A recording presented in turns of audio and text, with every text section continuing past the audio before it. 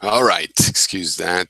So anyway, so yeah, just to jump right into it now. So the thing is that I do not think that if I am, the thing is that I have been, as I did activism for 30 years or so, I get accused of these same character flaws that are part of the social justice warrior stereotype. So I am reactive to them. Um, and if, and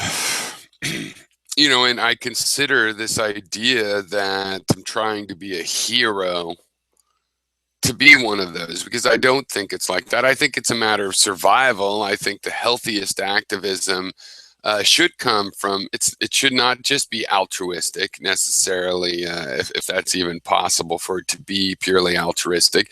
I think if a mom loses a kid in a war and becomes a war protester, that makes sense. You could say, oh, well, once you have a personal loss, then it's important. Yeah, that's the people that really understand how important it is, and it's good that people can sympathize and don't have to go through those losses themselves. But many activists, of course, are going to be driven because of some situation that they either were in or have kind of a psychological predisposition to empathize with, to imagine themselves within.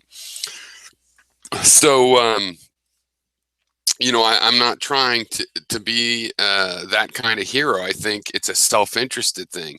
The injustice of the world, me saying that there is injustice of the world is, could be taken as synonymous with the world. I'm not free to go enjoy every part of the world because there's some of the parts are filled with injustice. I don't want to go anywhere near them. The crime in around Lake Merritt at night in Oakland makes it so that I can't go safely. I don't feel like going, and yet I would like to be able to feel like going to the lake at night, but I can't. So these kinds of maladies, I'm not trying to say I'm going to save the rest of the world. I'm saying my value system personally, I want to fight for this kind of situation because I'm in the world. So whatever's going on in the world is the situation I live in, and I want it to be better.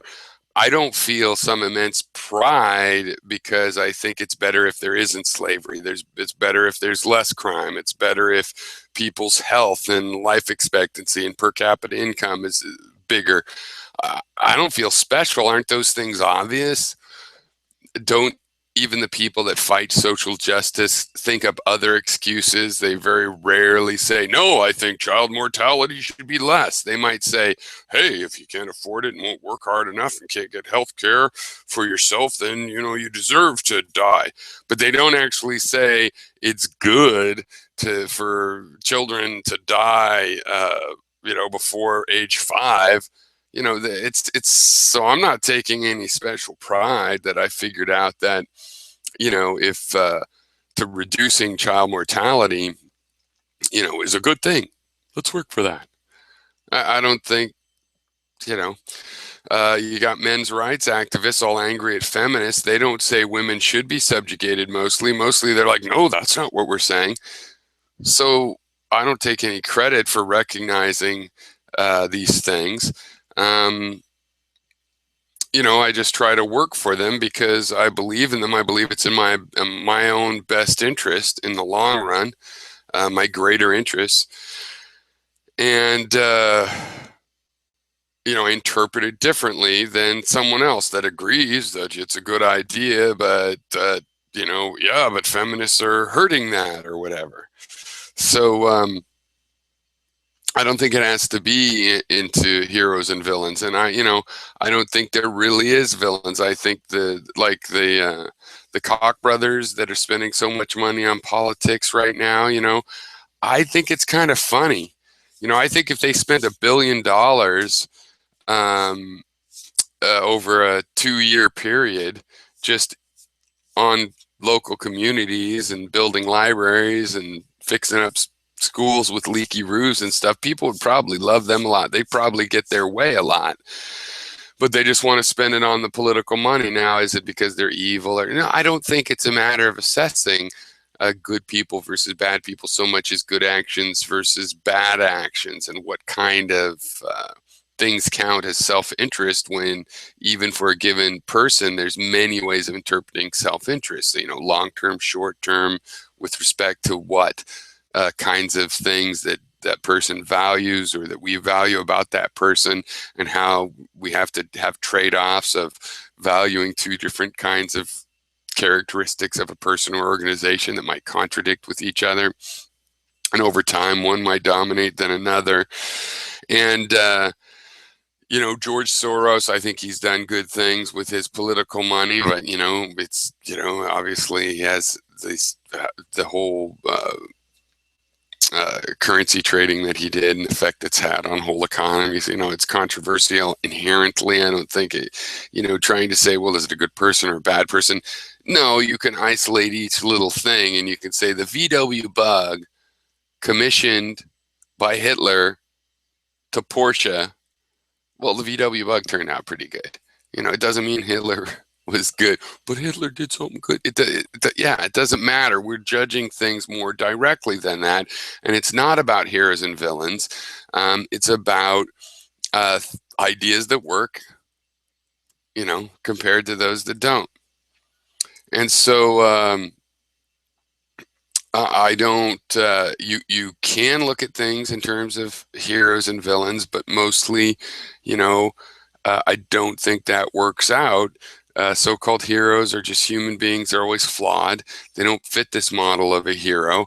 It works fine in a fiction, and for some people's lives, like my grandmother, you know, is a hero to me. But yeah, I'm biased enough to ignore a lot of the things that she had as flaws, and not everybody would see it that way, or some of her contemporaries, you know, and I choose to see that, and I realize the fiction of it, the illusion, and its limitations, basically, where, like you say, it really is anti-progressive to take too seriously. It's like you can believe in fairy tales in the sense that, hey, they're fun, you know, tell your kids about Hansel and Gretel, and it doesn't mean you have to, like, think it's a good idea to believe fairy tales are true, like literal histories, you know. And I think the same thing is true about Romanticism. And in fact, that Romanticism is really just a modernization of a throwback to this folk framework that we've had for thousands, maybe even pre-linguistically to some degree, of demons and heroes and saviors and the cavalry, and you know what I mean. It's just the drama of living, possibly like even other mammals might have. Like you know, a loyal dog acts like it thinks, you know, the people in its families are heroes. You know, and I think you could almost say that there's a biological, you know, an automatic thing. Just like we figured out that the sun isn't rising, the Earth's spinning, but because of the way we're built and just our situation in the universe, it's always going to look like it rises. I think this illusion of demons and heroes is a little bit built in, but in the 21st century, we are able to know that it really is the Earth spinning. That when you're demonizing somebody, you have to be making a mistake. If you lionize them and put them on a pedestal and hero worship them, you're automatically making a mistake. It's just a matter of where is the mistake, because material entities that happen to be people don't fit that fictional narrative, right? A lot's getting ignored in order to project that narrative onto situations of history and whatnot. So